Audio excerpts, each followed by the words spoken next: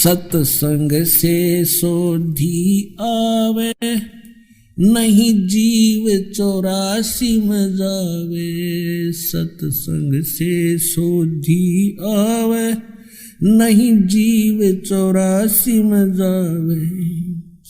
अब मेटो द्वेष और राग, ओ राग या उम्र बतेरी जाली। अब मेटो द्वेष और राग, हो राग या उम्र बतेरी जाली। और दिखाते हैं आपको, देखिए इनका उदाहरण। ये देखिएगा, एक पुस्तक है धर्मरथ, ये आपको पहले भी दिखाई थी, और ये इन शंकराचार्यों के विचार हैं। ये इसके अंदर प्रकाशक है स्वामी सदानंद सरस्वती, शारदा पीठ प्रकाशनम, द्वारका, जामनगर, गुजरात। इतना इसकी प्रस्तावना से स्पष्ट है। ये मुद्रक है अंबिका ऑफसेट, मीठापुर, शारदा पीठ प्रकाशनम। इसमें स्पष्ट लिखा प्रस्तावना में कि इस धर्मरथ नामक प्रकृत ग्रंथ पीठाधीश्वर अनंत श्री विभूषित श्री मजद गुरु शंकराचार्य स्वामी श्री स्वरूपानंद सरस्वती जी महाराज के मुखारविंद से निश्रित वाक सुधा का सार संग्रह है। अब देखना, इसके 58 पृष्ठ में दिखाते हैं आपको। इनके उदाहरण देखा, हंसी आवे। ये देखिएगा, ये पृष्ठ नंबर 59 59 पर ये क्या उदाहरण देता है। श्री स्वरूपानंद जी शंकराचार्य, 2 पीठों का मालिक, एक शिष्य गुरु के पास गया। जाकर गुरु से पूछा, महाराज यह बतलाइए कि वह देव कौन है जिसके ज्ञान से समस्त पासों से मोक्ष हो जाता है। देवता को जानने पर समस्त पासों से प्राणों का छुटकारा हो जाता। पास माने बंधनों से। गुरु बोले कि साक्षी देवता कौन है जो मन को जानने वाला है। तो उसने विचार करके कहा, मन का साक्षी तो मैं ही हूँ। शिष्य ने कहा, क्योंकि मेरे ही द्वारा मन जाना जाता। तो गुरु जी बोले, तू ही देव है, क्योंकि देव अनेक तो है नहीं। श्रुति में कहता है एक ही देव है, इसलिए तू ही देव है। अब ठीक हो गया। अब दास ने आपको कथा सुनाई कि दादी ने बोली, वो आओ तुम ही हो। तो ये झुंड ला कर नौका, वो देवता तू ही है, फिर भक्ति की क्या आवश्यकता रहेगी। अब देखो, एक तरफ तो ये क्या ज्ञान सुनाते हैं और फिर भगवान की महिमा गाते हैं कि जब इसके हरे राम हरे कृष्ण कृष्ण कृष्ण हरे हरे। पुण्यात्मा, दास ने आज के सत्संग के प्रारंभ में एक शब्द बोला था कि 21 ब्रह्मांड में इस दास के अतिरिक्त वर्तमान में किसी के पास भी सत्संग नहीं है, यथार्थ ज्ञान नहीं है। अब जिसका खामियाना पूरा मानव समाज भुगत रहा है, शास्त्र विधि को त्याग कर मनमानी पूजाएं करके इनकी कैसी बुरी हाल हो रहा है।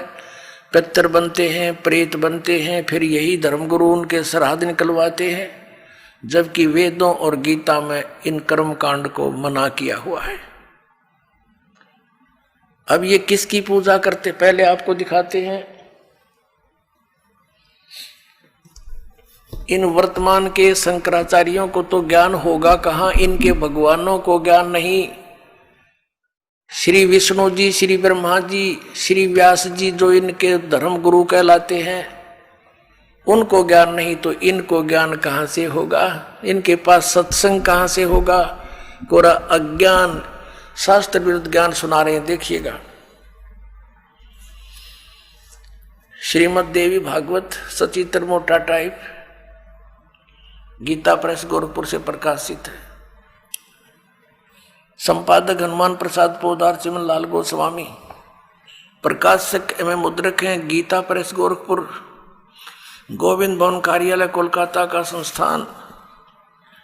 इसके देखिएगा 28 पृष्ठ पे अब व्यास जी जो इनकी धर्म गुरु शंकराचार्य परंपरा के गुरु हैं, वो क्या पूछते हैं? नारद जी ने कहा, महाभाग व्यास जी, तुम इस विषय में जो पूछ रहे हो ठीक यही प्रश्न मेरे पिताजी ने भगवान श्री हरि यानी विष्णु जी से किया था।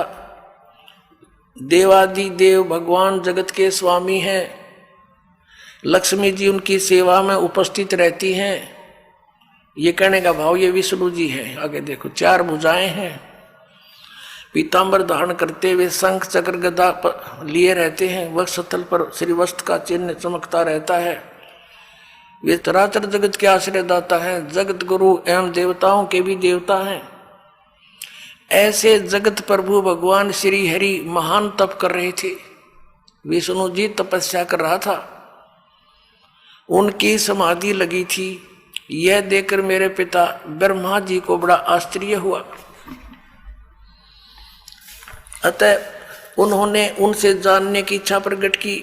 ब्रह्मा जी ने पूछा, प्रभु आप देवताओं के अध्यक्ष, जगत के स्वामी और भूत भविष्य एवं वर्तमान सभी जीवों के एकमात्र शासक हैं, भगवान फिर आप क्यों तपस्या कर रहे हैं? ब्रह्मा जी कह रहे हैं, तुम तो सब कुछ तू ही आप ही हो,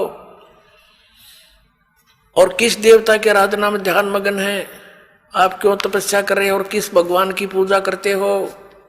मुझे असीम आश्चर्य तो यह हो रहा कि आप देवेश्वर एवं सारे संसार के शासक होते हुए भी समाधि लगाए बैठे हैं। अपने आत्माओं, ब्रह्मा जी के ये विदित वचन सुनकर भगवान श्री हरि श्री विष्णु जी फिर न्यों बोले। क्या बोले? श्री हरि उनसे कहने लगे, ब्रह्मन सावधान होकर सुनो, मैं अपने मन का विचार व्यक्त करता हूँ। देवता दानव मानव सब यही जानते हैं कि तुम सृष्टि करते हो, मैं पालन करता हूँ और संकर संहार किया करते हैं, किंतु फिर भी वेद के पारगामी पुरुष अपनी युक्ति से यह सिद्ध करते हैं कि रचने पालने और संहार करने की यह योग्यता जो हमें मिली है, इसकी अधिष्ठात्री देवी शक्ति देवी है। वे कहते हैं कि संसार की सृष्टि करने के लिए तुम राजसी शक्ति का संचार हुआ है और मुझे सात्विक शक्ति मिली है, और उधर में तामसी शक्ति का आविर्भाव हुआ है। उस शक्ति के अभाव से तुम इस संसार की सृष्टि नहीं कर सकते और मैं पालन करने में सफल नहीं हो सकता, और उधर से संहार कार्य होना भी संभव नहीं। ब्रह्मा जी, हम सभी उस शक्ति के सहारे ही अपने कार्य में सदा सफल होते आए हैं। सुवर्त प्रत्यक्ष और प्रोक्ष दोनों उदाहरण मैं तुम्हारे सामने रखता हूँ, सुनो। यह निश्चित बात है कि उस शक्ति के अधीन होकर ही मैं इस शेषनाग की सैया पर सोता और सृष्टि करने का अवसर आते ही जाग जाता हूँ। मैं सदा तप करने में लगा रहता हूँ, सदा तप करने में लगा रहता हूँ। उस शक्ति के शासन से कभी मुक्त नहीं रह सकता। कभी अवसर मिला तो लक्ष्मी के साथ सुखपूर्वक समय बिताने का सौभाग्य प्राप्त होता है। मैं कभी तो दानों के साथ युद्ध करता हूँ। अखिल जगत को भय पहुंचाने वाले दैत्यों के विकराल शरीरों को शांत करना मेरा परम कर्तव्य हो जाता है। और यहाँ कमाल कर दिया, मुझे सब प्रकार से शक्ति के अधीन होकर रहना पड़ता है। उन्हीं भगवती शक्ति का मैं निरंतर ध्यान किया करता हूँ, यानी दुर्गा की ध्यान करता हूँ, उसकी पूजा करता हूँ। ब्रह्मा जी, मेरी जानकारी में इस भगवती शक्ति से बढ़कर दूसरे कोई देवता नहीं। अब ये है सत्संग श्री विष्णु जी का स्पिरिचुअल नॉलेज कि मैं दुर्गा से ऊपर किसी भगवान को नहीं जानता, यही मेरा अंतिम देवता है, इससे बड़ा कोई भगवान नहीं। इन शंकराचार्यों को ज्ञान कहाँ से होगा? इनको भगवान को ज्ञान नहीं, ये नो के दुर्गा से ऊपर कोई नहीं। अब दुर्गा क्या कहती है, श्री शक्ति देवी क्या कहती है, देखिएगा। इसी के 562 पृष्ठ पर आपको ले चलते हैं।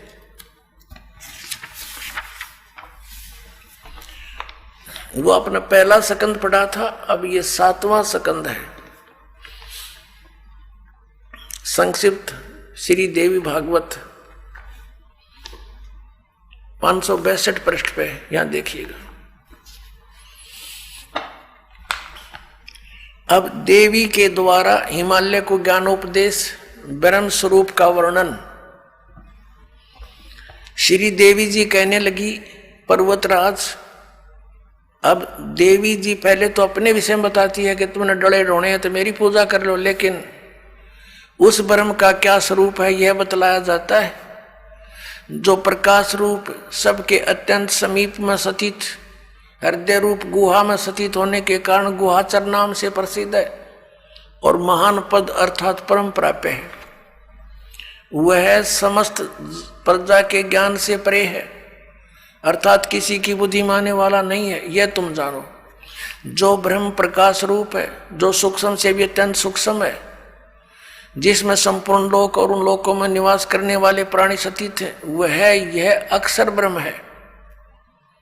वही सबके प्राण है, वही सबकी वाणी है और वही सबके मन है। वह यह परम सत्य और अमृत अविनाशी तत्व है। सौम्य, उस वेदने योग्य लक्ष्य का तुम वेदन करो, मन लगाकर उसमें तन्मय हो जाओ। सौम्य, उपनिषद में कथित महान अस्त्र रूप धनुष लेकर उस पर उपासना द्वारा तीक्ष्ण किया हुआ बाण संधान करो। भावानुगत चित्त के द्वारा उस बाण को खींचकर उस अक्षर रूप ब्रह्म को ही लक्ष्य बनाकर वेदन करो। अब क्या बताया कि प्रणव यानी ओम तो धनुष है, जीवात्मा बाण है और ब्रह्म उसका लक्ष्य कहा जाता है। अब क्या कहती है दुर्गा देवी, क्या कहती है कि एकमात्र परमात्मा को ही जाने, दूसरी सब बातें छोड़ दे। हर विष्णु जी न्यों कह है, विष्णु जी कह रहे हैं कि मैं दुर्गा से ऊपर किसी को नहीं जानता। अब यहाँ देवी जी कह रही है, श्री दुर्गा जी कह रही है कि एकमात्र ब्रह्म को जानो और सब बातों को छोड़ दो। अपनी पूजा को भी कहती है कि नहीं, ये भी मत करो, केवल एक उस ब्रह्म की पूजा करो। देखना, उस एकमात्र परमात्मा को ही जाने, दूसरी सब बातों को छोड़ दे। यही अमृत रूप परमात्मा के पास पहुंचाने वाला पुल है। संसार समुद्र से पार होकर अमृत स्वरूप परमात्मा को प्राप्त कराने का ये सुलभ साधन है। देखो, इस आत्मा का ओम के जप के साथ ध्यान करो। ये कहाँ गए वो अहम ब्रह्मास्मि तत्वमसि। अब क्या कह रहे हैं हमारे साथ सदग्रंथ और देवी क्या बता रही है, इस आत्मा का ओम के जप के साथ ध्यान करो। यानी कोई अन्य आत्मा परमात्मा है, वो अन्य सबसे अलग है, ध्यान करो। इससे अज्ञान में अंधकार से सर्वथा परे और संसार समुद्र से उस पार जो ब्रह्म है उसको पा जाओगे, तुम्हारा कल्याण हो। और वो कहाँ रहता है, वह है यह सबका आत्मा, यानी सबका मालिक ब्रह्म, ब्रह्मलोक रूप दिव्य आकाश में स्थित है। अपने आत्माओं, इन शंकराचार्यों का ज्ञान कहाँ गया वो? ये कहते हैं ये जीव ही ब्रह्म है। और देवी कहती है कि सब पूजाएं छोड़ दो। विष्णु को तो समझा रही है, हरियाचार्य शंकराचार्य पूजन विष्णु जी नारायण को। विष्णु जी कहता मैं दुर्गा से ऊपर जानता नहीं, हिमालय को ज्ञान दे रही है। श्री दुर्गा जी बता रही है कि केवल एकमात्र उस ब्रह्म को पूजो, उसका ओम नाम है, नथिंग एल्स। और वो कहाँ रहता है ब्रह्मलोक में, तो वहां चले जाओगे, उसके पास पहुंच जाओगे, तुम्हारा कल्याण हो। वो कहती है ब्रह्म की पूजा करो। अब ब्रह्म क्या कहता है श्रीमद् भगवत गीता में, श्रीमद् भगवत गीता अध्याय नंबर 8 के देखिएगा। श्रीमद् भगवत गीता जयदयाल गोविंद का इसके अनुवादक हैं। अध्याय नंबर 8 के श्लोक नंबर 13 हम आपको दिखाते हैं। ये क्या बताता है 13वें श्लोक में, ओम इति एकाक्षरम ब्रह्म व्यवहारन माम अनुसमरण ये प्रयाति तजंदेहम स याति परमाम गतिम। माम ब्रह्म, मुझ ब्रह्म का केवल ओम यह एक अक्षर है जो उच्चारण करके सिमरण करता हुआ यह प्रयाति तजंदेहम, जो शरीर छोड़कर जाता है, ये समन करता हुआ सयाति परमाम गति, जो ओम से मिलने वाली, ये शुरू किया ओम ओम, यह इनका अनुवाद है।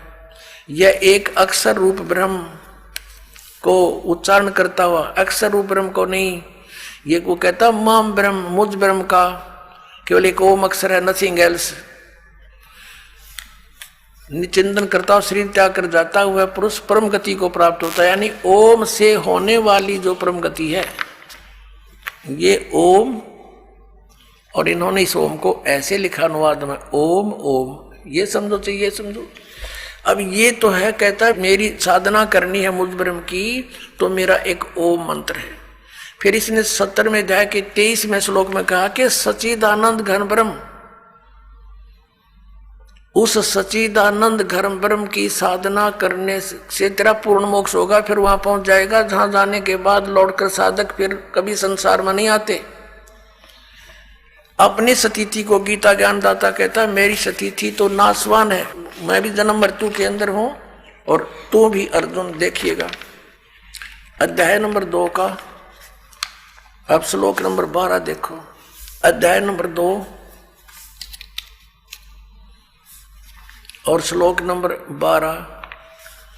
न तो ऐसा ही है कि मैं किसी काल में नहीं था, अथवा तू नहीं था, अथवा ये राजा लोग नहीं थे, और न ऐसा ही है कि इससे आगे हम सब नहीं रहेंगे। हो गया स्पष्ट कि गीता ज्ञान दाता कह रहा है कि मैं भी जन्म मृत्यु होती है, पहले भी थे तू और मैं, आगे भी होंगे। और ये ना सोच के हम वर्तमान में ही, आगे देखना चौथे जाएंगे अध्याय नंबर 4 और श्लोक नंबर ये 5 है। यहाँ इसकी संस्कृत है, यहाँ इसका अनुवाद है। ये प्रणतम अर्जुन, मेरे और तेरे बहुत से जन्म हो चुके हैं, उन सबको तू नहीं जानता, मैं जानता हूं, मैं जानता हूं। और फिर 9 में क्या कहा है, अध्याय नंबर 4 का श्लोक नंबर 9 में, हे अर्जुन मेरे जन्म और कर्म दिव्य हैं, अलौकिक हैं। अब अध्याय नंबर 10 के श्लोक नंबर 2 में गीता ज्ञानदाता कहता है मेरी जन्म तो होता है, लेकिन मेरे से उत्पन्न ये देवता नहीं जानते। देखिएगा अध्याय नंबर 10 का मंत्र नंबर 2, मेरी उत्पत्ति को, गीता ज्ञानदाता कहता मेरी उत्पत्ति को, लीला से प्रकट होने को न देवता लोग जानते हैं न महर्षि ही जानते हैं, क्योंकि मैं सब प्रकार से देवताओं का और महर्षियों का आदि कारण हूं। इसे सिद्ध है कि गीता ज्ञानदाता का की उत्पत्ति तो है, लेकिन ये इससे उत्पन्न, इसके पुत्र रजगुण ब्रह्मा, सतगुण विष्णु, तमगुण शिव जी, फिर इनसे आगे उत्पन्न जितने भी ये देव देवता हैं, ये इस ब्रह्म के जन्म डेट ऑफ बर्थ को नहीं जानते। अब जैसे संतान की डेट ऑफ बर्थ यानी जन्मदिन को पिता बता सकता है, लेकिन पिता की उत्पत्ति को बच्चे कैसे जाने, उसको कौन बताता है? दादाजी बताते हैं। पिता के पिता तो सबके पिता वो कबीर परमेश्वर हैं, वो बंदी छोड़ कबीर साहेब हैं, वो परम अक्षर ब्रह्म है, सच्चिदानंद घन ब्रह्म है। उस परमेश्वर ने आके बताई है इस ब्रह्म की उत्पत्ति, क्योंकि वो उसी का द्वारा उत्पन्न किया हुआ है। तो अपने पुत्र की उत्पत्ति, अपने अन्य संतान की उत्पत्ति, पोते पोतरों की उत्पत्ति दादाजी को खूब याद होती है। लेकिन ब्रह्म कह रहा है कि मेरी उत्पत्ति तो हुई है। ये गीता ज्ञानदाता श्री कृष्ण में प्रवेश करके ये काल बोलता है, ब्रह्म बोलता है। ये कहता है कि मेरे कर्म और जन्म अलौकिक होते हैं। अलौकिक कैसे होते हैं? स्वयं किसी के सामने प्रकट नहीं होता, ये गुप्त रहता है। गीता जी अध्याय नंबर 7 के श्लोक नंबर 24 और 25 में स्पष्ट किया है इसने। देखिएगा अध्याय नंबर 7 श्रीमद् भगवत गीता श्लोक नंबर 24 में, बुद्धिहीन मेरे अनुत्तम अविनाशी परम भाव को न जानते हुए मन इंद्रियों से परे मुझ सच्चिदानंद परमात्मा को अव्यक्तम माम व्यक्तिम आपनम मनन्ते, इसका अर्थ हम ऐसे भी पढ़ेंगे, इन दंगा करने की चेष्टा की है, क्योंकि जहां इनकी समझ में नहीं आया इन्होंने गलती कर डाली। देखना, व्यक्तिम अव्यक्तम माम व्यक्तिम आपनम मनन्ते, अव्यक्तम माम मुझ अव्यक्त को, ये बुद्धिहीन मेरे अनुतम ये घटिया विनाशी परम भाव को यानी विशेष नियम को नहीं जानते। मुझ अव्यक्त को मैं छुपा रहता हूं और मुझे ये व्यक्तिम यानी मनुष्य रूप में कृष्ण रूप में प्राप्त हुआ मानते हैं। I am not Krishna. क्यों? अब 25 में बताया, देखिए इसका यह अनुवाद किया है। अपनी योग माया से छिपा हुआ मैं सबके प्रत्यक्ष नहीं होता, छुपा रहता हूं मैं। यह अज्ञानी जन समुदाय मुझ जन्म रहित अविनाशी को, अविनाशी परमेश्वर नहीं, अविनाशी को नहीं जानता। और ये मुझे इसलिए ये व्यक्तिम, ये देखो ये 24वां श्लोक है। व्यक्तम अव्यक्तम व्यक्तिम आपनम मनन्ते माम अबुधे, ये बेबुद्धि के लोग, बुद्धिहीन व्यक्ति मुझ अव्यक्त को, क्योंकि मैं अपनी योग माया से छुपा रहता हूं, ये मुझे व्यक्तिम यानी मनुष्य रूप में, श्री कृष्ण रूप में, आपनम माने आया हुआ, प्राप्त हुआ, मनन्ते मानते हैं। ये मुझे, मुझ अव्यक्त को यानी मुझ छुपे हुए को, मुझको मनुष्य की भांति जन्म लेकर श्री कृष्ण की तरह मानते हैं। आई एम नॉट कृष्ण, क्योंकि श्री कृष्ण जी ने तो ये कैसे कि उन्होंने जन्म नहीं लिया, उनके माता हैं, पिता हैं, श्री राम रूप में वही विष्णु आए, उनका जन्म हुआ। तो यहां कहने का भाव ये है कि ये क्या कहता है कि मेरे कर्म अलौकिक हैं और जन्म अलौकिक है। कैसे? जैसे श्री कृष्ण में प्रवेश करके यू सारा अनर्थ जुल्म करवा दिया इसने, और पता भी नहीं लग गया कौन कर गया, श्री कृष्ण के सिर पर दर्दी कि इन्होंने महाभारत का युद्ध करवाया। जबकि श्री कृष्ण जी तो मना करे थे, 3 बार शांति दूत बनकर गए, आखिर में ये फैसला भी ले लिया कि मैं युद्ध भी नहीं करूंगा। तो क्या वो युद्ध करवाने की सलाह दे सकते? नेवर। ये काल करे ऐसे अड़ंगे। अब ये कहता है कि मेरे जन्म और कर्म दिव्य हैं। इसके कर्म दिव्य कैसे हैं? जैसे श्री कृष्ण में प्रवेश करके महाभारत का युद्ध करवा दिया, जुल्म करवा दिया और गीता का ज्ञान दे दिया, ये इसके कर्म। ये